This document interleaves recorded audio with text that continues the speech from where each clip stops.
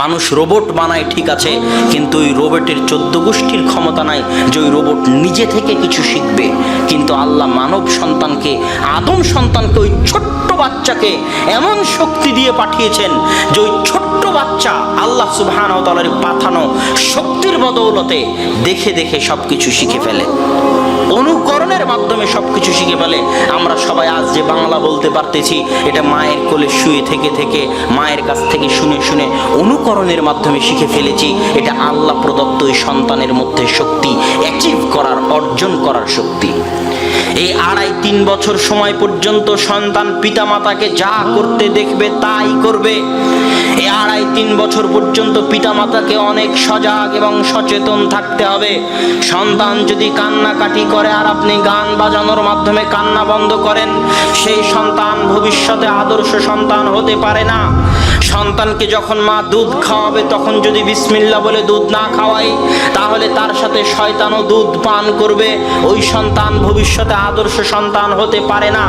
আপনার ইনকাম যদি হারাম ইনকাম হয় আর সেই হারাম ইনকাম থেকে সন্তানকে খাওয়ান, তাহলে তার প্রভাব ওই সন্তানের উপর পড়বে। আপনি এবং আপনার স্ত্রী যদি সালাত আদায় না করেন, সকালে ঘুমিয়ে থাকেন, তাহলে সব কিছুই সন্তান অদৃশ্য থেকে আমাকে, আপনাকে এবং আপনার স্ত্রীকে দেখে শিখবে। আপনি এবং আপনার বাড়িতে যা কিছু ঘটবে, যদি টিভি চলে, মোবাইল চলে, তাহলে সব কিছু দ্বারা সে প্রভাবিত হবে এবং তখন থেকেই তার ভালো এবং মন্দ হওয়ার রাস্তা সে আলাদা করে নেবে। সম্মানিত উপস্থিতি, এই জন্যই 2.5 থেকে 3 থেকে 4 বছর এই সময়টা হচ্ছে সবচেয়ে গুরুত্বপূর্ণ। এবার যখন সন্তানের বয়স 5, 6, 7 হয়ে গেল, তখন আবার রাসূল সাল্লাল্লাহু আলাইহি ওয়াসাল্লামের হাদিস যে এই সন্তানকে আদব কায়দা শিখাতে হবে। কি কি আদব কায়দা শিখাতে হবে তা রাসূল সাল্লাল্লাহু আলাইহি ওয়াসাল্লামের বিভিন্ন হাদিস থেকে স্পষ্ট হয়। রাসূল সাল্লাল্লাহু আলাইহি ওয়াসাল্লামের পাশে একটা ছোট্ট বাচ্চা খাবার খাচ্ছে। রাসূল সাল্লাল্লাহু আলাইহি ওয়াসাল্লাম বলছেন, ইয়া গোলাম সাম্মিল্লাহ ওয়া কুল বিয়ামিনিক ওয়া কুল মিম্মা ইয়ালিক। সহিহ বুখারীর হাদিস। হে ছোট বাচ্চা, বিসমিল্লাহ বলে খাবার শুরু করো, ডান হাত দিয়ে খাবার গ্রহণ করো।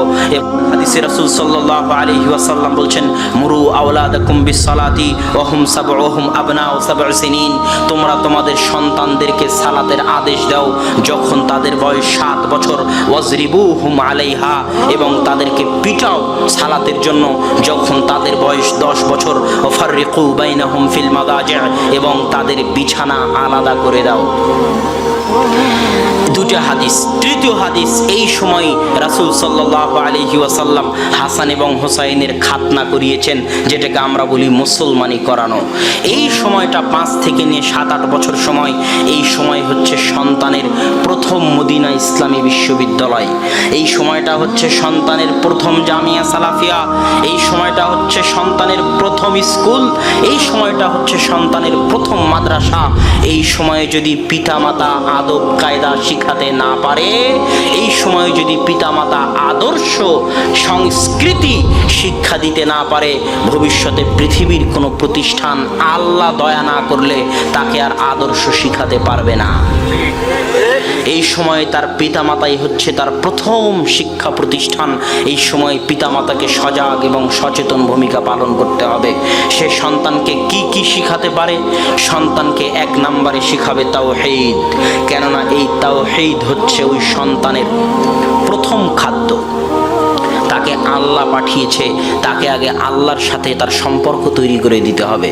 তাকে সৃষ্টি করেছে আল্লাহ, সবার আগে তার সম্পর্ক কার সাথে তৈরি করে দিতে হবে? আল্লাহ সুবহানাহু ওয়া তাআলার সাথে। না হলে সে রাস্তা হারিয়ে ফেলবে যদি আল্লাহর সাথে সম্পর্ক না থাকে। আর আল্লাহর সাথে সম্পর্ক থাকলে সে কোনোদিন রাস্তা হারাবে না। তাকে তাওহীদ শিখাতে হবে, আল্লাহর উপর বিশ্বাস শিখাতে হবে, আল্লাহর অস্তিত্বের জ্ঞান তাকে দিতে হবে, আল্লাহ কোথায় আছে সেটা তাকে বলতে হবে, আল্লাহ সব কিছু দেখছে সেটা তাকে বলতে হবে। সে ভালো কাজ করলে আল্লাহ সওয়াব দিবে, নেকি দিবে সেটা বলতে হবে। সে গুনাহের কাজ করলে আল্লাহ সুবহানাহু ওয়া তাআলা শাস্তি দিবেন সেটা তাকে বলতে হবে। সে যদি বিপদে আপদে পড়ে তাহলে ভয় পাওয়ার দরকার নাই, আল্লাহ সাথে আছে সেটা তাকে শিখাতে হবে। জিন শয়তান মানুষ কিছুই থেকে ভয় পাওয়ার দরকার নাই, আল্লাহ তার সাথে আছে, আল্লাহ সাহায্য করবে, আল্লাহর উপর ভরসা করা শিখাতে হবে। এক কথায় সার্বিকভাবে ওই ছোট্ট সন্তানের সম্পর্ক আল্লাহর সাথে গড়ে দিতে হবে। 2, সন্তানকে 18 বছর বয়স পর্যন্ত তার হাতে মোবাইল দেওয়া যাবে না, তার সামনে টিভি রাখা যাবে না, বাড়িতে টিভি রাখলে বের করে ফেলে দিতে হবে যদি আদর্শ পরিবার করতে চান। ওই সন্তানের হাতে মোবাইল দেওয়া যাবে না। পিছনে ওই সন্তানের হাতে মোবাইল দেওয়া যাবে না 18 বছর বা 20 বছর বয়স পর্যন্ত। আর বাড়িতে টিভি রাখা যাবে না যদি আদর্শ এবং সৎ সন্তান হিসেবে গড়ে তুলতে চান। তাহলে দ্বিতীয়ত কি শিখাতে হবে? দ্বিতীয়ত ওই সন্তানকে শিখাতে হবে নবীদের কাহিনী, সালাফদের কাহিনী। আপনার স্ত্রী যখন সন্তানকে নিয়ে ঘুমায়, 5 বছরের, 6 বছরের, 4, 4.5 বছরের ছোট্ট শিশু, তখন তাকে আগডুম বাগডুম কিস্সা কাহিনী না শুনিয়ে, আম পাতা জোড়া জোড়া এই জাতীয় আলতু ফালতু কবিতা মুখস্থ না করিয়ে, নতুন নতুন পায়রাগুলি এই জাতীয় অপ্রয়োজনীয় কবিতা মুখস্থ না করিয়ে ওই সন্তানকে শোনাতে হবে নবীদের কাহিনী। ইব্রাহিম আলাইহিস সালাতু ওয়াস সালামের কাহিনী, নূহ আলাইহিস সালাতু ওয়াস সালামের কাহিনী, কিভাবে ইব্রাহিম আলাইহিস সালামকে আগুনে ফেলে দেওয়া হলো, তারপরে আগুন পুড়ল না, কিভাবে সারা জালেম বাদশার নিকট থেকে মুক্তি পেল, কিভাবে ইউসুফকে কুয়াতে ফেলে দেওয়া হলো, কুয়া থেকে কিভাবে আল্লাহ উদ্ধার করলো, কিভাবে ইউসুফকে জেলে নিক্ষেপ করে দেওয়া হলো, কিভাবে জেল থেকে আল্লাহ ইউসুফকে বাদশা বানিয়ে দিলেন, কিভাবে মুসাকে সমুদ্রে ফেলে দেওয়া হলো, সমুদ্র থেকে কিভাবে উঠিয়ে আল্লাহ মুসার সবচেয়ে বড় শত্রুর ঘরে মুসাকে লালন পালন করলেন, কিভাবে ফেরাউনকে আল্লাহ নদীতে ডুবিয়ে দিলেন, কিভাবে ঈসা পিতা ছাড়া জন্মগ্রহণ করলো। এই যে নবীদের বিশাল কাহিনী রয়েছে, এই প্রত্যেক কাহিনী ওই ছোট্ট সন্তানকে শোনাতে হবে। ওই ছোট্ট অবস্থায় তার অন্তরে কাহিনীগুলো গেঁথে যাবে এবং মরা পর্যন্ত এই কাহিনীগুলো তাকে প্রভাবিত করবে এবং সৎ পথে চলতে সহযোগিতা করবে। এটা হচ্ছে দ্বিতীয় কাজ। তৃতীয় কাজ হচ্ছে ওই সন্তানের সামনে আদর্শ পেশ করতে হবে। ওই সন্তানের সামনে আদর্শ পেশ হওয়ার সবচেয়ে বড় যোগ্য হচ্ছে তার পিতা। ওই সন্তানের সামনে আদর্শ পেশ হওয়ার সবচেয়ে বড় যোগ্য তার দাদা। ওই সন্তানের সামনে আদর্শ পেশ হওয়ার সবচেয়ে বড় যোগ্য তার নানা। ওই সন্তানের সামনে আদর্শ পেশ হওয়ার তার সবচেয়ে বড় যোগ্য তার মা। সে তার মা, নানা, দাদাকে যদি আদর্শ হিসেবে গ্রহণ করতে না পারে, তাহলে তার সৎ পথে ফিরে আসা কঠিন আছে।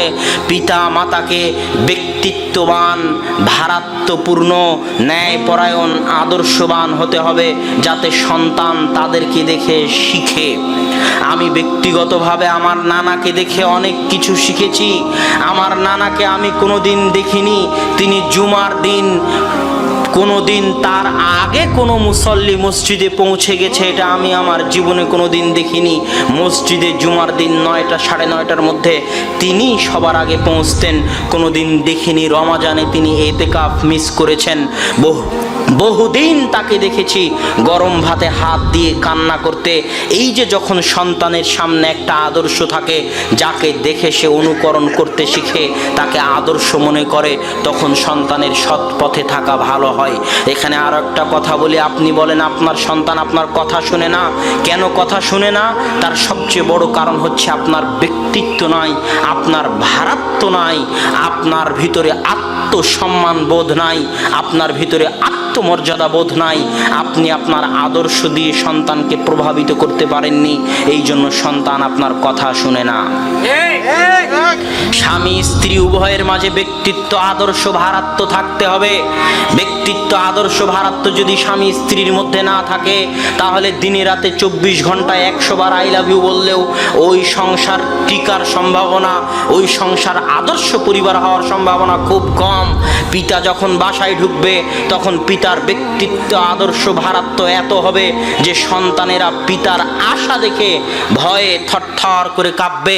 এর নাম পিতার ভারাত্ম, এর নাম পিতার ব্যক্তিত্ব।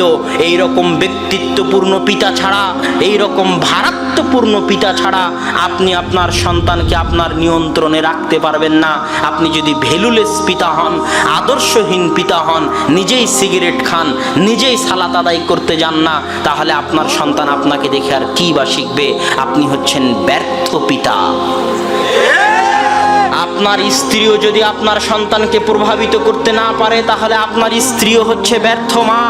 এই জন্য বহুদিন আব্বু বলেছে, জন্ম দিতে পারলেই পিতা হওয়া যায় না, জন্ম দিতে পারলেই মা হওয়া যায় না।